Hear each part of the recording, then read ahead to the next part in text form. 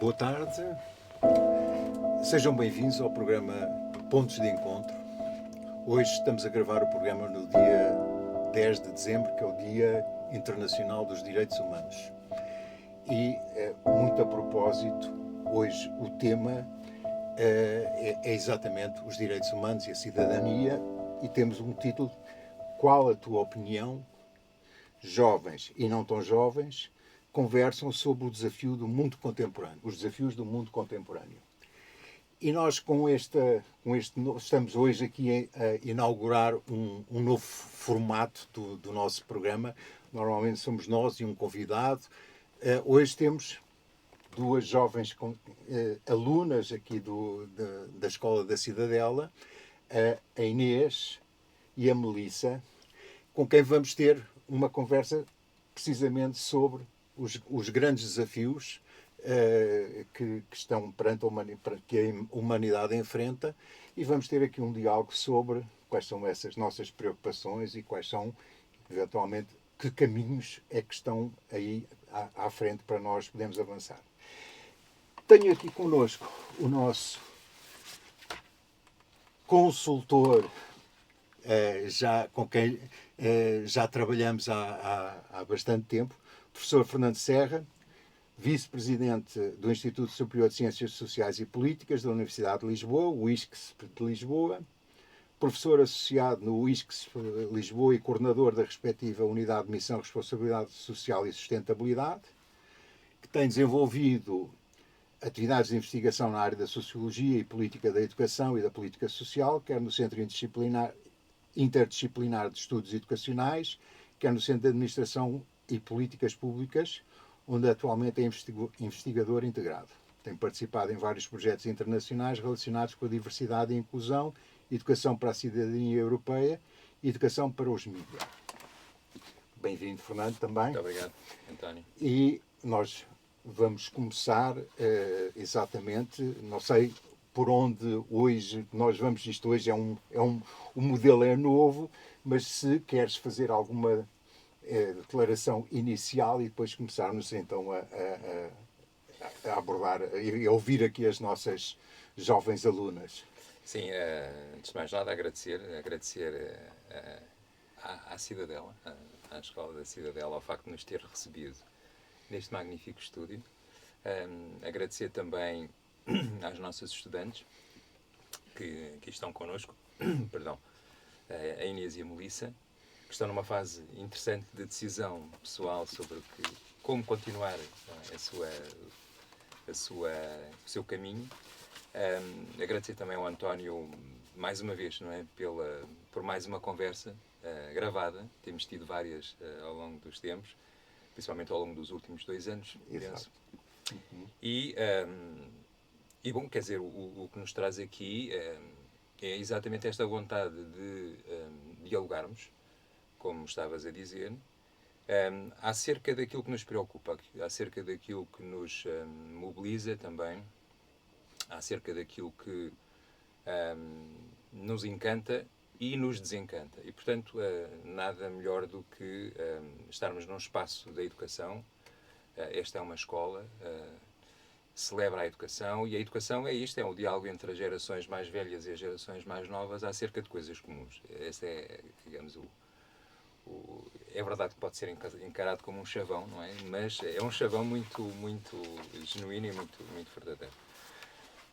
Eu tenho dedicado parte da minha vida, mais metade da minha vida, às questões da educação, às questões da cidadania, às questões da paz, e, portanto, é sobre isto que gostaria que pudéssemos falar. Nós somos vários intervenientes. O António chamou-me, designou-me como consultor, é um nome pomposo. Nós somos 4 consultores em 4 áreas diferentes, e a mim cabe-me a tarefa de convidar pessoas, contactar pessoas que eu conheço ou que alguém que eu conhece, para poderem falar sobre aquilo que são os grandes desafios da humanidade, e também algumas das soluções viáveis, algumas das soluções razoáveis que nós podemos assumir e desenvolver para, aqui e agora, fazermos aquilo que pessoas sensatas, prudentes, benevolentes podem fazer. E, portanto, a ideia destes programas, e é o que vai acontecer com este programa, é exatamente esse diálogo.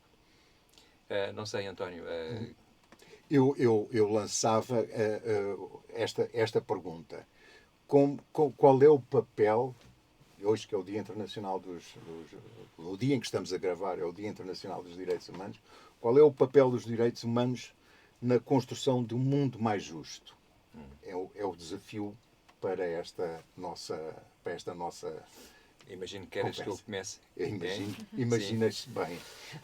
Bom, é um dia especial, o dia em que se celebra a aprovação dos direitos, da Carta Internacional dos Direitos Humanos, pela mão da Eleanor Roosevelt, que mobilizou a mulher do Presidente Roosevelt e que, nos finais da década de 40 e na sequência de uma grande catástrofe da humanidade, que foi a Segunda Grande Guerra, que se seguiu a uma ou outra primeira, criou, ou melhor, coordenou uma comissão mandatada pela Assembleia das Nações Unidas, provavelmente saberão esta história, que, de facto, tentou criar um consenso à volta daquilo que poderiam ser os critérios mínimos para se viver com dignidade. Não é? Aquilo que poderiam ser as âncoras morais, que não foram inventadas ali, elas foram recuperadas, em muitos casos, de milénios atrás, com várias fontes históricas, milenares, desde fontes religiosas às fontes políticas, ideológicas, enfim, por aí adiante. E então aquele conjunto de seres humanos, tendo olhado para a sua história contemporânea e para aquilo que foi ou que tem sido uma epopeia difícil da condição humana, decidiu, muito bem, temos aqui 30 artigos que tendem ou que tentam criar uma moral universal, uma ética com que todos se possam onde todos se possam rever e que possam minimizar aquilo que são as iniquidades, as injustiças, as tropelias do ser humano para com o ser humano. Portanto, essa foi a grande ambição. Foi um sucesso a sua aprovação, é verdade, mas tem sido um desafio enorme as suas concretizações. A Carta é um conjunto de sonhos, não é? Um conjunto de princípios que não estão encarnados na realidade. Para passarem à realidade precisam de passar por várias etapas, designadamente, desde logo pela aprovação pela Assembleia, mas depois por um conjunto de instrumentos que nós chamamos instrumentos internacionais dos direitos humanos, as convenções, os tratados, e que tentam depois tentam concretizar aspectos mais específicos. Por exemplo, os direitos civis, os direitos relacionados com a liberdade individual, designadamente a liberdade de expressão, a liberdade religiosa, a liberdade de associação, mas também os direitos políticos, os direitos de votar, de ser eleito. Já agora, ainda voltando aos direitos civis, uma coisa tão importante como o direito a ter um nome, o direito a ter reputação, um bom nome, a não ser preso sem justa causa, se detido pelas autoridades em determinado contexto, ter direito à defesa, ter direito ao contraditório, à presunção da inocência, que é uma questão fundamental. Não é? E, portanto, são todos estes aspectos, direitos civis, direitos políticos, direitos sociais, económicos, culturais, fazem todos parte deste espectro de critérios éticos e morais para conseguirmos uma sociedade melhor. Mas é um processo que foi histórico, é histórico e continuará daqui para a frente. Não é pelo facto de celebrarem agora o aniversário dessa assinatura fundamental que a coisa está concluída, pela mostra própria que nós podemos perceber no mundo, não é? Olhamos para o mundo E há sempre forma de ver a garrafa muito vazia. Ou também alguma parte já cheia. E é isso, de forma mais geral. Eu não sei se vocês querem lançar alguma pergunta relacionada com esta questão ou constatarmos que estamos, esta ética de que o Fernando acabou de falar está sob constante ataque, não é? Nós vimos, mesmo no nosso país, nós vimos muitos atropelos a ocorrerem e ainda há pouco tempo houve aquela história trágica de alguém que foi abatido pela polícia e são situações que não deviam acontecer, mas acontecem. Portanto, é uma realidade do nosso dia a dia. Nós estamos a ver situações que supostamente numa sociedade eticamente desenvolvida não deveria acontecer, mas infelizmente essas coisas acontecem. Por isso, não sei, gostariam de dizer alguma coisa, ao lançar alguma pergunta? Queres começar? Posso? Ok. Eu acho que os direitos e a liberdade talvez andem de mãos dadas. E eu acho que nós, quando digo nós, sou eu e a Melissa, eu acho que temos muita sorte e já temos muita liberdade e já temos acesso a muitos direitos que deviam ser gerais, mas eu acho que nós às vezes esquecemos-nos um bocadinho e reclamamos um bocadinho com a barriga cheia. E esquecemos-nos um bocadinho da... Não é utopia, mas era o sonho de muita gente que não tem a mesma liberdade que nós. E acho que era isso. Mas também temos outro privilégio, que é nós somos incentivados a praticar a cidadania, pelo menos nesta escola. Portanto, Claro. nós desde sempre fomos persuadidos a fazer sempre o que é o correto, ou seja, o que é de acordo com os direitos humanos.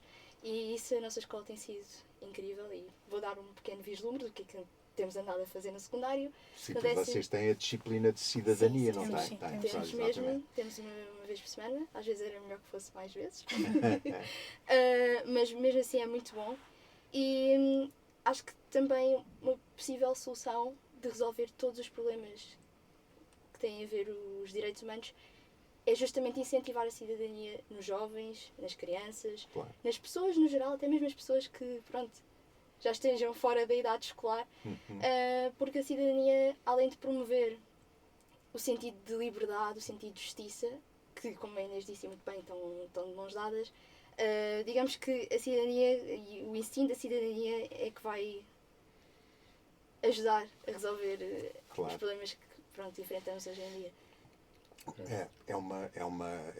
É evidente, para mim é uma necessidade mesmo que estes valores que gerações anteriores, que estão hoje em dia a ser transmitidos na escola, que outras gerações não tiveram e que de alguma forma estão dessensibilizados em relação a isso. Pronto, há um grande afastamento, muitas vezes, dessas ideias e dessa prática, mas estou inteiramente de acordo que isto não pode ser só, a solução não vai ser só os jovens e depois que empurram os pais, aquele género, o pai deixa de fumar, o pai deixa disto, o pai deixa... Quer dizer, não, esse modelo não vai funcionar, não chega a tempo, não é? Peca por tardio, porque implica uma geração inteira. Portanto, é preciso haver um trabalho intergeracional e é preciso criar verdadeiramente sinergias e criar dinâmicas.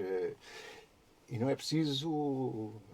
Não vamos resolver o mundo em 2 dias, não é? Mas é preciso que cada um assuma a sua pequena parte, porque é o acumular de pequenas partes que vai criar criar, como se diz, criar massa, criar e portanto isso é que é a partir daí que as coisas vão surgir e que há esperança, não é? Porque isto também é outro aspecto que é preciso combater.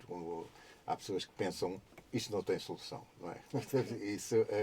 Isto não tem solução, vamos todos, isto vai acabar mal e, portanto, e os próximos 30 anos vão realmente, isto um bocado na parte da ecologia e da sustentabilidade, vão ser graves, não é? Porque muitas das medidas que estão a ser tomadas hoje em dia só vão ter efeito daqui a muitos anos, daqui a talvez 2 ou 3 décadas. E, portanto, em termos ambientais, o problema, nós estamos a assistir a um agravamento que vai continuar a acontecer, porque, infelizmente, ainda temos governos que estão com a cabeça enfiada na areia, preferem olhar para o cifrão dos combustíveis fósseis e toda essa indústria toda que está montada da ganância, não é? E esse é verdadeiramente um dos grandes problemas que nos volta a trazer de volta aos valores humanos, que é quando é que esta maioria de pessoas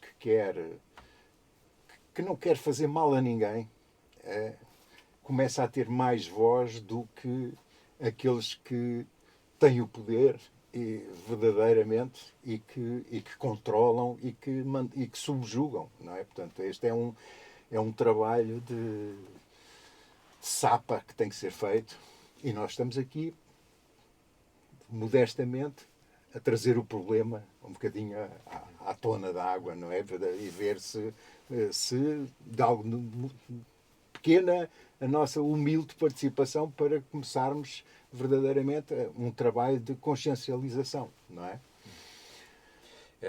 Deixa-me só acrescentar uma questão a propósito do que a Inês e a Melissa referiram e sobre o papel que esta escola em particular tem de trazer esta experiência e de a concretizar depois em projetos educativos nos quais seriam envolvidos.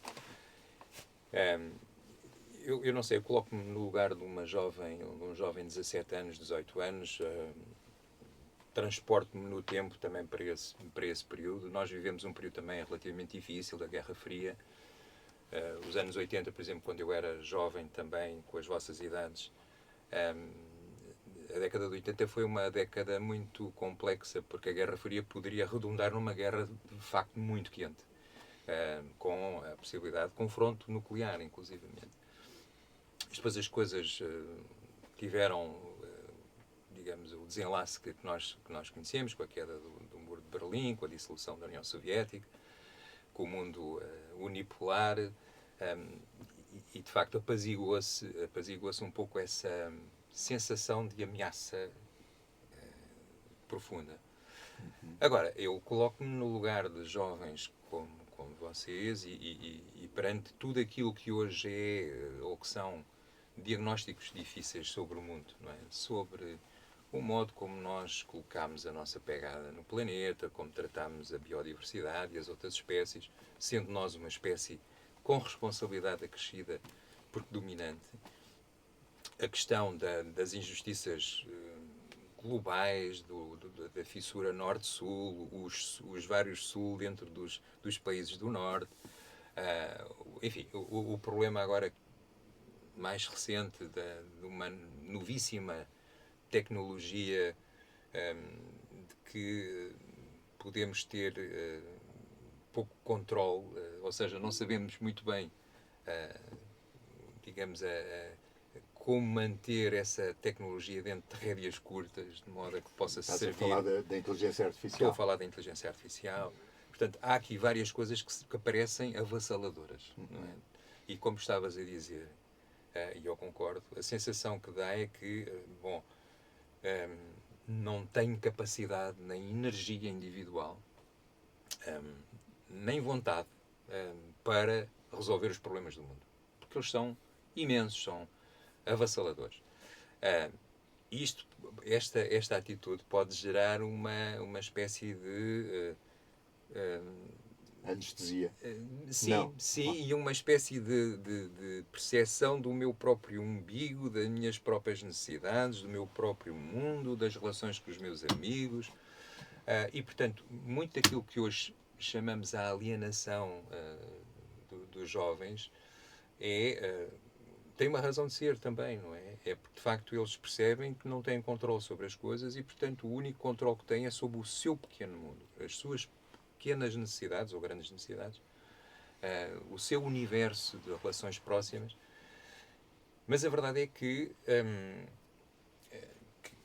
quem se habituou a olhar para as questões da cidadania e dos direitos humanos pelo olhar mais panorâmico da história, não é? Mais secular, mais milenar, percebe que vivemos um tempo de incríveis possibilidades, não é? Do ponto de vista do pensamento, da ação.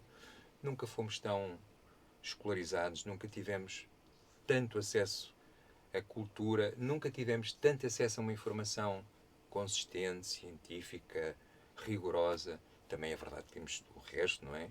Mas nunca antes tivemos a possibilidade de vermos o mundo a acontecer aqui e agora. Coisa que os nossos antepassados não tinham. Quer dizer, as notícias que lhes chegavam era, quanto muito, os emissários, não é? Do rei, ou mais recentemente, os jornais impressos, que eram colocados, em muitos casos, colocados nas árvores para que pudéssemos, não é? Os habitantes da comunidade pudessem ter conhecimento, mas era assim que funcionava, digamos, o conhecimento do mundo em que vivíamos. Agora não. E isso é incrível, quer dizer, dá-nos um potencial de percebermos o que está a acontecer aqui e agora muito, muito óbvio. E também nos dá um potencial para nos mobilizarmos coletivamente.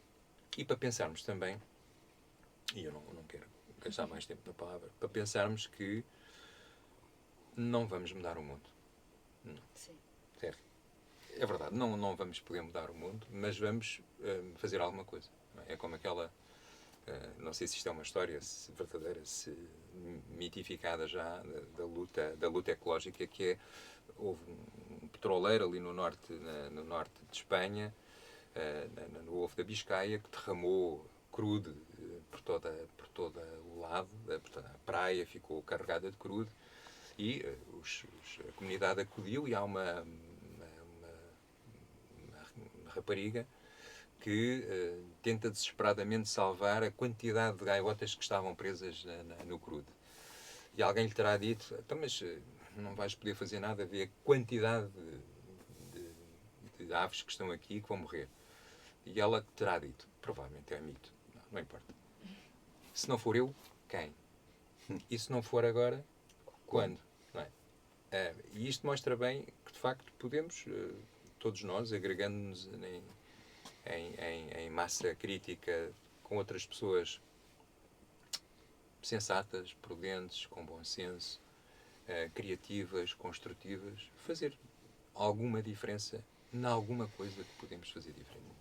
Isso pegando naquilo que estavas a dizer, não podemos mudar o mundo, mas podemos mudar a nós. É o poder que nós temos, não é? E quando podemos mudar a nós, às vezes, como este exemplo da senhora, da jovem, com as gaivotas, nós também, muitas vezes, e até há tantos vídeos que há no YouTube, uma pessoa que tem um gesto simpático e que desencadeia toda uma cadeia de gestos e atos simpáticos e que se propagam, e realmente esse poder, o poder da mudança individual, muitas vezes é subavaliado, não é? Nós não... o que é que eu posso fazer?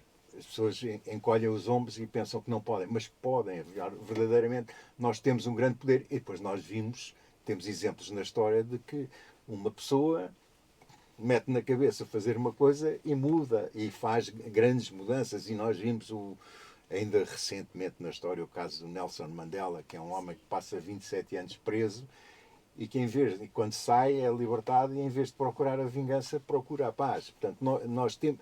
Há suficientes exemplos de que a escolha individual tem efeito e funciona. Pois, normalmente, as pessoas não têm essa força, mas é preciso criar uma força coletiva, muitas vezes, para que as coisas funcionem. Eu sei que vocês fizeram um trabalho fantástico que foi, nós ontem tivemos uma conversa preparatória e depois fizeram recolha de perguntas dos colegas e eu não sei se gostariam de levantar aqui alguma questão. Sabem que o tempo passa a correr, não é? E, portanto, nós vamos dar-vos já esse espaço para apresentarem algumas das questões que se foram colocadas, se acharem Sim, sim. indicado. Queres? A minha questão não tem muito a ver com os direitos humanos, então não sei se Mas valerá a pena. estamos à vontade. Qualquer questão.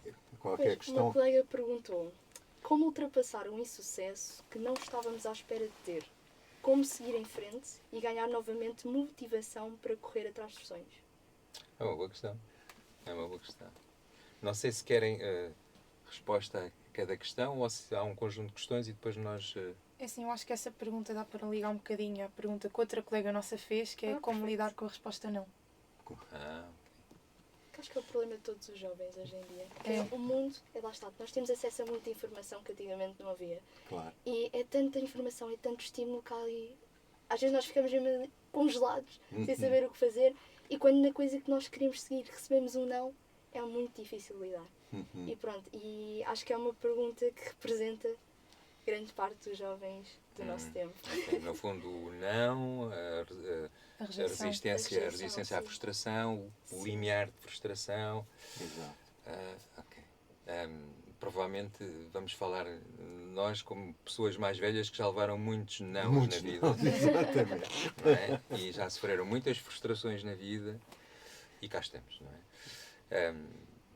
Bom, as emoções face àquilo que é o sonho desfeito ou a expectativa não correspondida é sempre forte, não é? Faz Sim. parte. Nós somos seres sencientes, não é? Somos seres afetivamente dinâmicos, o que significa que é normal. É normal. É normal levarmos com não, é normal vivermos num mundo que não alinha com as nossas expectativas, nem com os nossos desejos. E desde o momento em que éramos pequeninos e que viemos ao mundo, esse é o processo normal, é o processo de crescimento, é o processo de embate com a realidade. Claro que podemos ser treinados ao longo da vida, não é? Se os nossos pais também nos provocarem isso, ou a nossa personalidade for mais orientada para essa capacidade de abertura e de aprendizagem, nós vamos aprendendo aos poucos, não é? Quer dizer, até uma coisa tão simples como andar, ou controlar os esfíncteres, ou como resistir a um doce. Resistir não, é levar um não dos pais porque não podemos comer aquele doce. Tudo isso faz parte. Portanto, o não, a frustração, a negação daquilo que achamos que é o melhor para nós, faz parte da vida. Agora, é evidente que podemos desenvolver maiores capacidades de resiliência e de abertura àquilo que vem a seguir. Provavelmente nunca ouviram falar, mas nós tivemos um filósofo muito também conhecido no seu tempo, o Agostinho da Silva. E o Agostinho da Silva dizia uma coisa muito engraçada. E nós aderimos a esse dizer dele, se quisermos ou não, mas ele dizia assim. Ele tinha tido muitos empreendimentos académicos, universitários no Brasil, era um homem de rasgo. Se quiserem ver os vídeos, ainda estão disponíveis no YouTube, vídeos com entrevistas magníficas. E ele dizia uma coisa muito engraçada. Eu não vou... A propósito de alguém que lhe perguntava, então, mas você não tinha, ao longo da sua vida, com tudo aquilo que fez, não tinha um rumo, não tinha um norte, não tinha uma certeza, não tinha um mapa? Ele dizia, não. A minha vida seguiu como espontaneamente deveria seguir. E depois dizia uma coisa muito engraçada. Porque eu não ia estragar com os meus planos o plano que a vida tinha para mim. E quando ele falou nisto, eu fiquei... Aquilo bateu forte, não é? Que é, de facto... Porque eu identifiquei-me claramente, agora olhando para a minha própria vida, não é? Tudo aquilo que eu fui fazendo e os meus projetos, eles ocorreram fruto dos embates, fruto das negações de um lado para se abrir um sim no outro. E, portanto, esse jogo de cintura, essa flexibilidade, essa abertura. Porque, de facto, uma coisa é nós acharmos que aquilo nos faz bem. Aquela situação, aquela pessoa, aquele curso. Outra coisa é aquilo fazer-nos bem mesmo. Bem do ponto de vista fundamental da vida. Quer dizer, o que é que nos força a crescer? E se eu vos perguntar o que é que vos fez crescer mais, se as dores, se as alegrias, se calhar ficam, e pensando um bocadinho bem nisto, ficam... O que é que vos fez mais forte? O que é que produziu o vosso caráter? Aquilo que é a vossa marca? Aquilo que é a vossa capacidade de se pensarem a si próprias como pessoas capazes, fortes, mas ao mesmo tempo abertas. Provavelmente será um misto entre aquilo que queriam e correu bem e aquilo que não queriam. Sim. Não é? Ou melhor, aquilo que não queriam e que foi aquilo que vos aconteceu. Não é? Claro que, se me perguntarem, então e as mortes das pessoas queridas? Não é? O sofrimento de uma doença.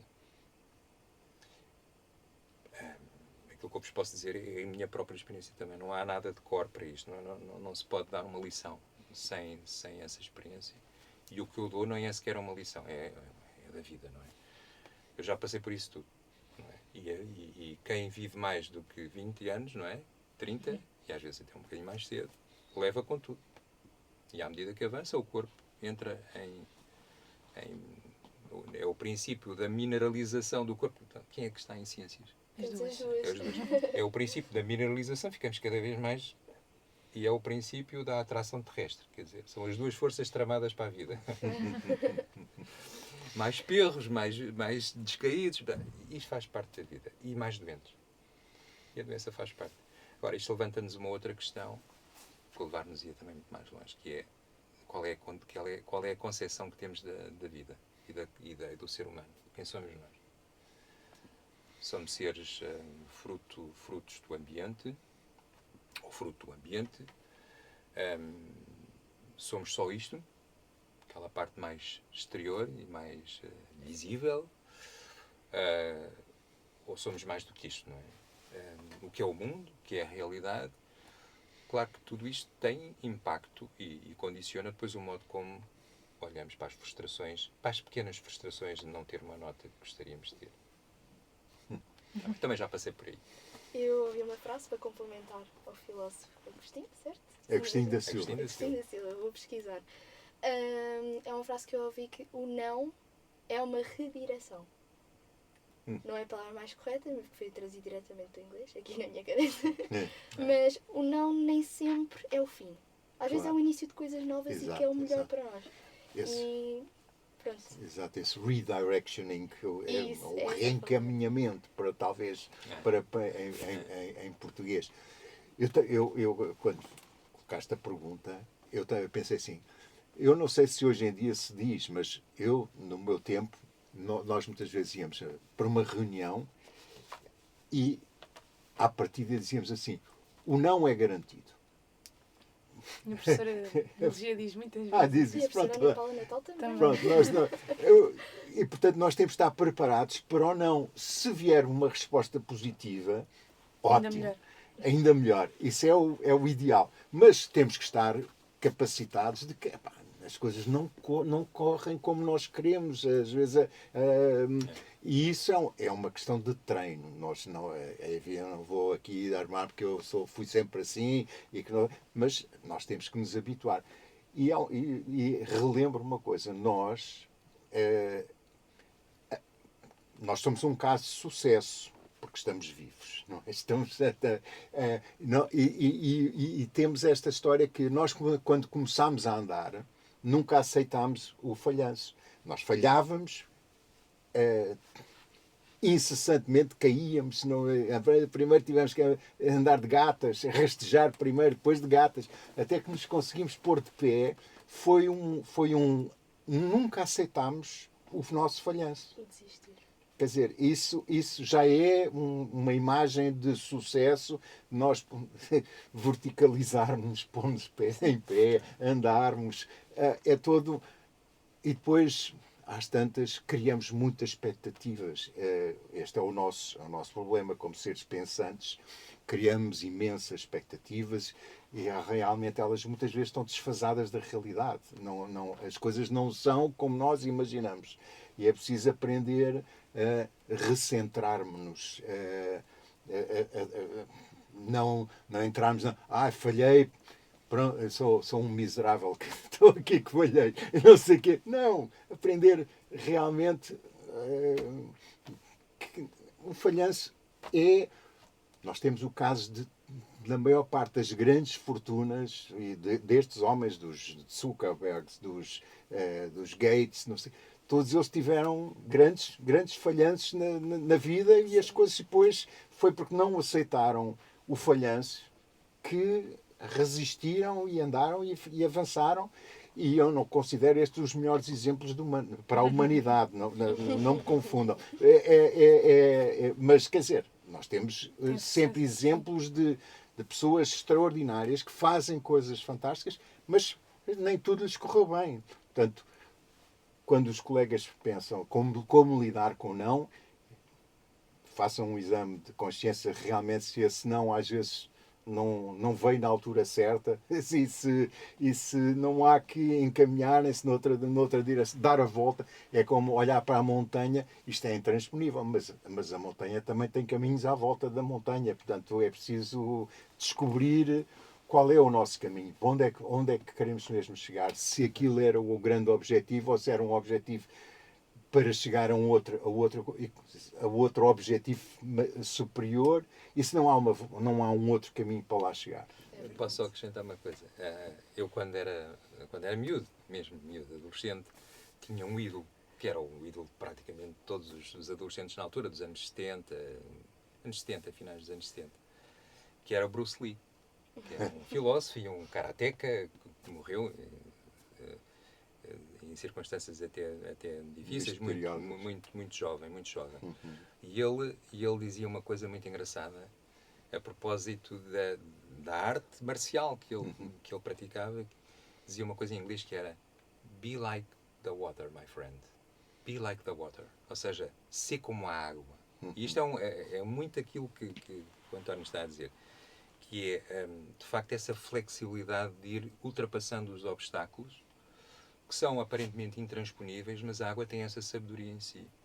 A vida tem essa sabedoria em si, porque a vida procura sempre reformar-se. Ou seja, se a forma não serve o conteúdo, e o conteúdo é a vida, é a força, essa energia fundamental, a forma desaparece, torna-se obsoleta, é recriada, não é? Sobre outra forma para poder acolher de uma forma melhor essa... é mais eficaz, não é? A natureza é de uma eficácia enorme quando olhamos para as formas, não é?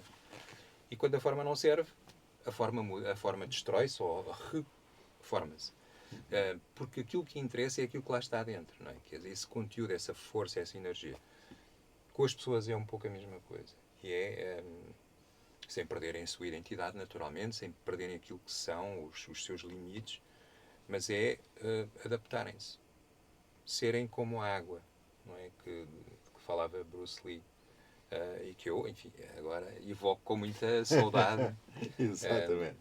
Um grande herói da nossa adolescência. Posso só dizer uma coisa? Eu não quero tomar mais tempo, de facto, mas a minha vida profissional, se vocês soubessem as voltas que deu e o paradoxo que foi eu chegar a professora e a trabalhar em educação, ficavam admiradas, porque eu detestava a escola. No meu contexto escolar era um contexto duro dos anos 60, quando eu comecei, nos anos 67, 68, comecei a minha escolaridade primária. Aquilo era uma selvageria. Nós, para nos defendermos de tipos que eram muito mais velhos e muito mais agressivos, duros, da rua, de socialização de rua, de zonas pobres e vulneráveis, tínhamos que ter todo o cuidado nos recreios para não sermos objeto de bullying. E, portanto, eu passei por essa fase toda. Professores que eram fruto da sua formação também e do contexto onde tinham sido formados, eram muito duros, batiam-nos todos os dias reguadas, tratavam-nos mal. Depois a minha escolaridade preparatória, ou segundo ciclo, e o terceiro ciclo foram um desastre autêntico. Passava sempre resvés Campo de Ourique, à última da hora é que estudava, porque, enfim. Levei o percurso todo da escola a não gostar da escola, a não gostar dos professores. Onde é que eu fui parar? À escola. À escola, a fazer formação de professores. A fazer todo o meu investimento depois académico na área da educação em stricto sensu. E hoje sou professor, quer dizer, como me identifico, sou investigador, mas sou professor essencialmente. Isto para dizer que a vida deu uma volta, não é? E eu deixei que ela me desse, não é? E fico muito satisfeito por isso. Portanto, se isto é uma regra, não sei. Se funciona com toda a gente, não faço a mínima ideia. Comigo deu resultado. Uma professora nossa disse-nos há uns tempos que eu revejo-me nisso, acho que era relacionado à nossa carreira profissional, porque nós estamos no 12º e temos muitos, nós ainda temos muitas dúvidas, mas eu acho que a vida em si é um bocado isto, em que a nossa vida é como fazer surf. De vez em quando vêm ondas boas, mas nós temos que saber apanhar também, aproveitar, porque se estivermos quietos, nada acontece por nós.